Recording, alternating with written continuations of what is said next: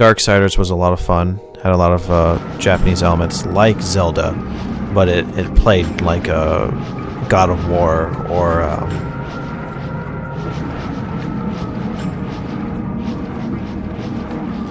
I can definitely see that.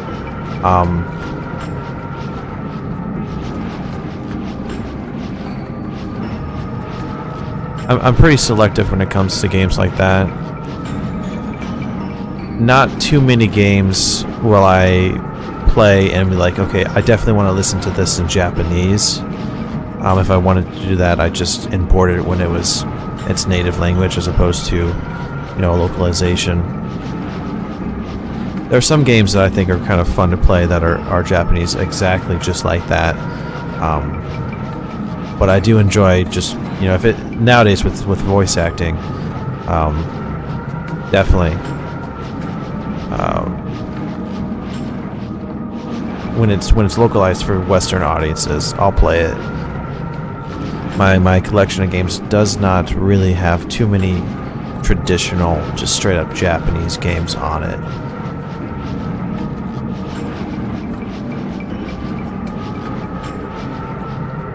Which is kind of reason why I don't have very many Japanese RPGs for the last 2 generations, because I think Japan gets way more than we ever get.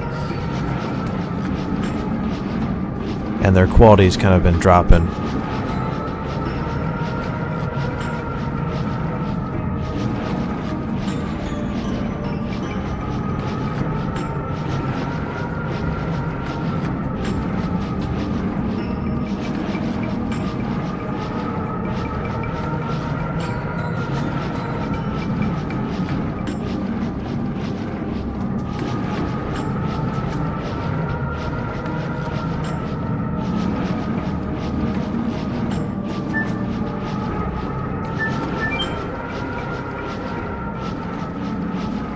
Okay, we're now at the point in the Divine Tree where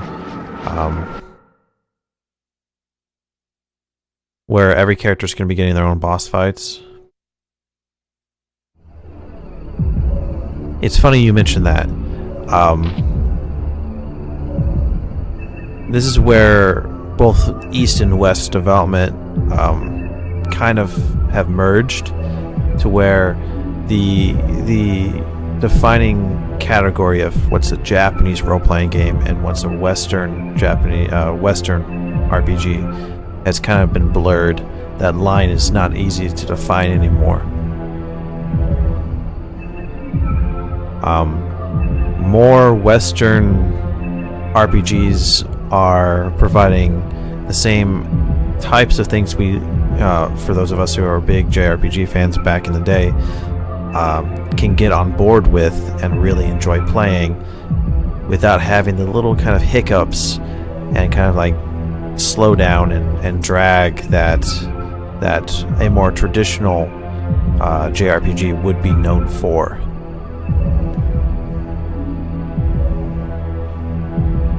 Yeah, roguelikes, I actually haven't played too many. That's more one of those genres that I kind of just recently discovered. But I do find that it's really interesting to kind of go through a game and here's your new character, create a character, and oh, they're dead, start over, try something new this time. And the procedurally generated dungeons are kind of cool.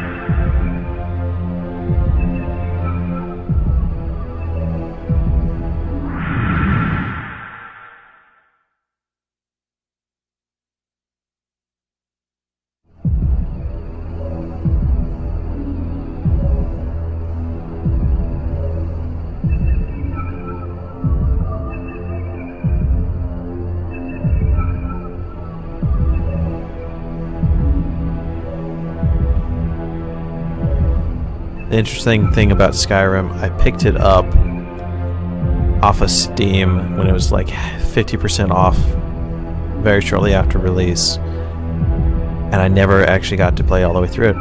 I don't think I got past the very beginning. Not because I don't like it. I do enjoy the Elder Scrolls. The game had some bugs. I never went back to it, and now, of course, there's a remastered edition for the PlayStation 4. There's actually, I don't know if it's been fully funded or not, or it's just something that's being talked about. There's a game that is in development now that I think plays like Skyrim, you know, that kind of open world sort of, you know, quest-based adventures. Wow. Does the game catalog as high as 1600, or is that just, you know, aggregate?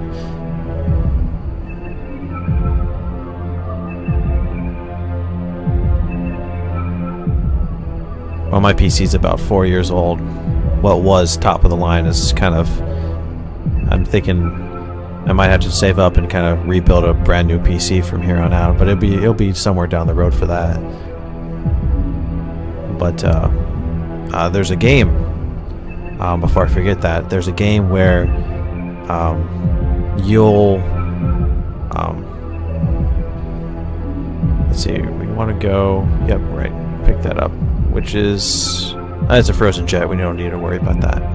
There's a game being produced, and I think either it's something that they were talking about doing, or they did fund it, where you can your character ages. So once your character gets to like old age, or something happens to them beforehand, they die, you can reincarnate, or you can start brand over with a brand new character.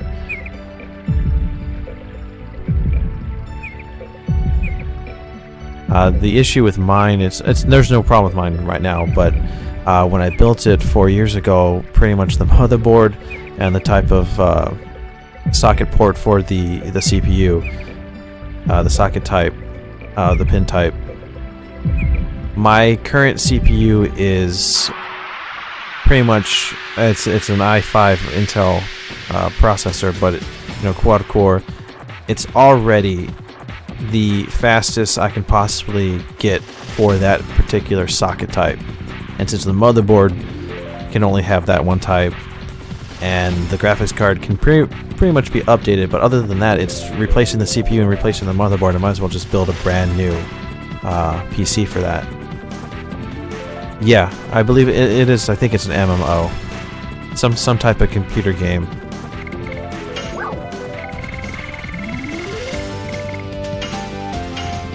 Kind of like the Dark Souls game, in the sense that you could carry over your stats, but it sounds like there's gonna be like microtransactions to do so, which is, of course, never a fan of microtransactions in games.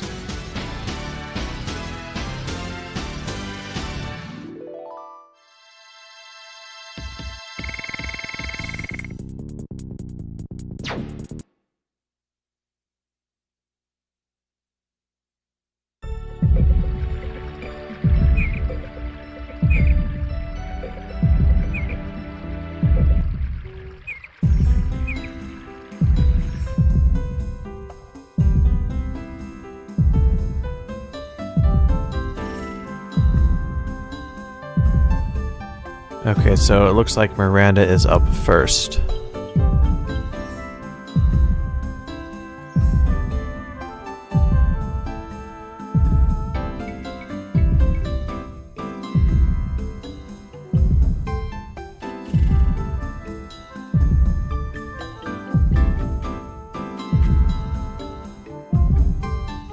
Okay, so you're basically...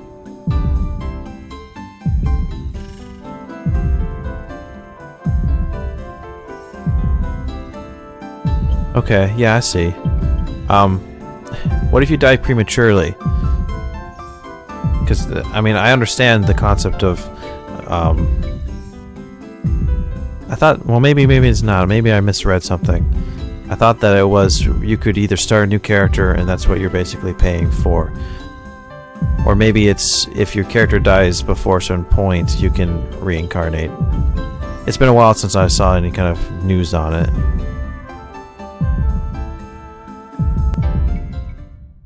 an interesting concept nonetheless.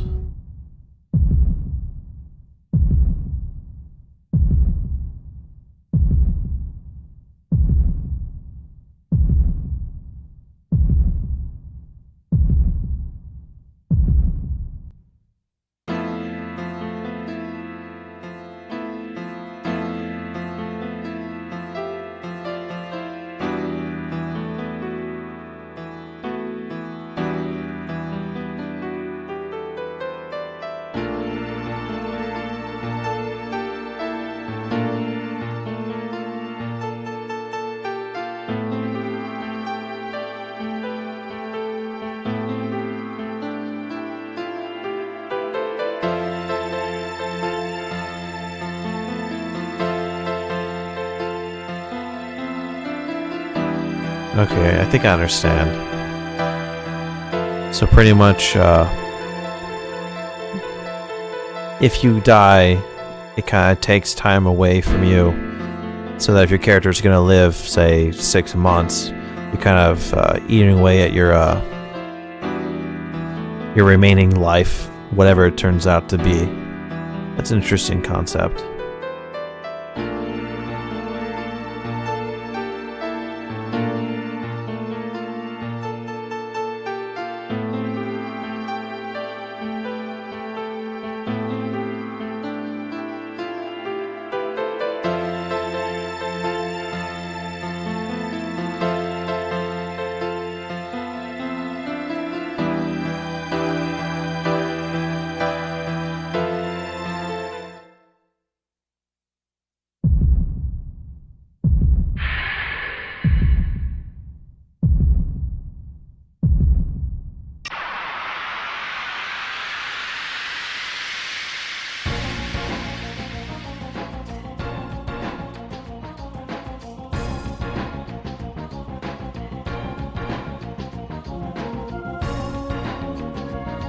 I suppose that's true. I mean, the idea... bring a bit of realism into what should be a game to take you out of reality is kind of, interesting. That's true. I mean, it's sort of like second... I guess in this case it would be like a third life type of game. It's interesting. Probably gimmicky, but time will tell. Okay, so for Miranda's boss fight, her solo fight, this is the boss Death Rose, 3000 HP, 6000 experience, no gold. This game is so stingy on the gold. We don't get anything for our troubles other than some, personal growth and closure for Miranda. And the general strategy here is just attack, and when prompted, forgive.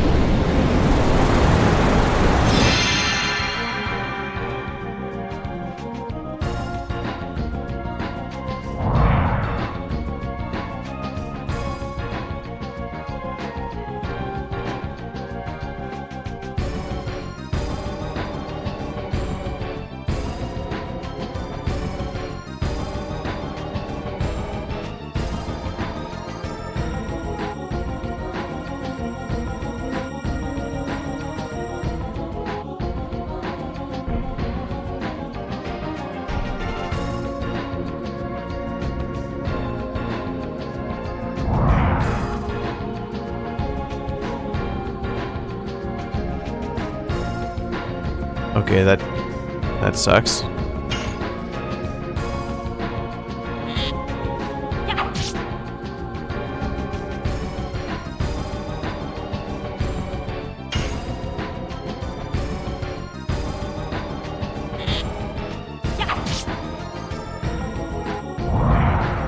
Oh, that's cool. So you kind of every character kind of has their own sort of unique potential that can, that is interesting.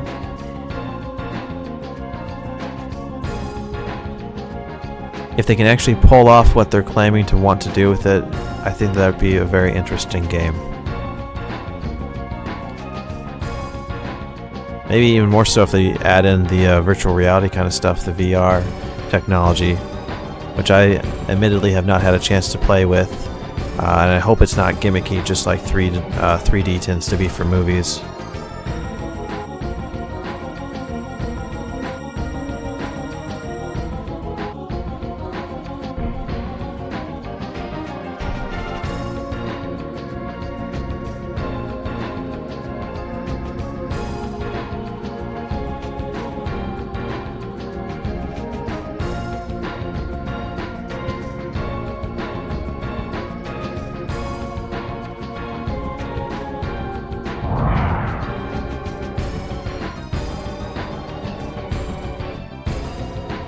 Totally. Absolutely. It's always worrisome to see developers kind of take on more than you think that might be possible. But with technology, there's a lot of things possible nowadays.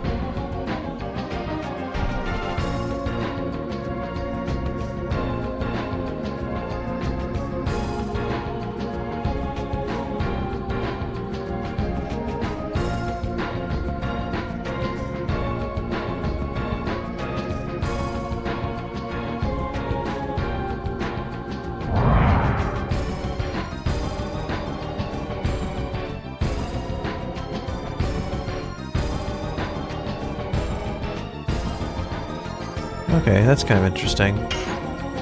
I know the Bethesda games kind of have, even I think, well, maybe even Fallout. There's a lot of games that kind of have you kind of like get better at things, which I enjoyed. I enjoy like lockpicking and stuff like that in Elder Scrolls and Fallout. It's a lot of fun to kind of like, or what limited interaction you can actually try and simulate. It's kind of cool.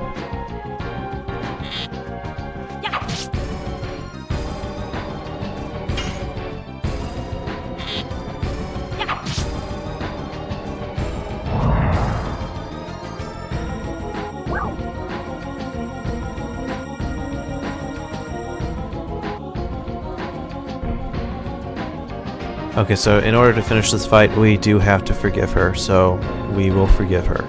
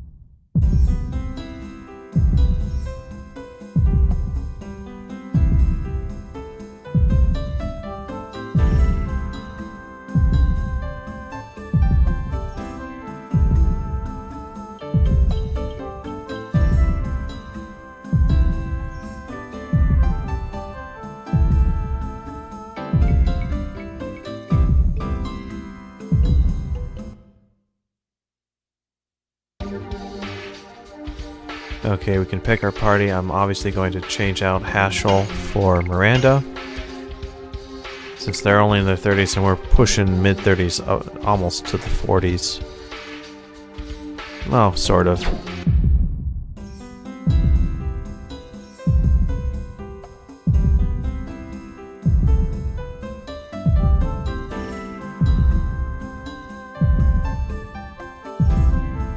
That's a downburst, we can skip that.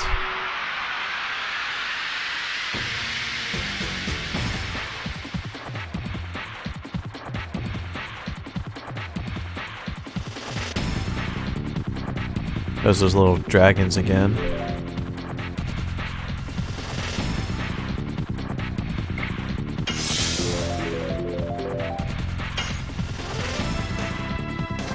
Yes. Go. Crash dance.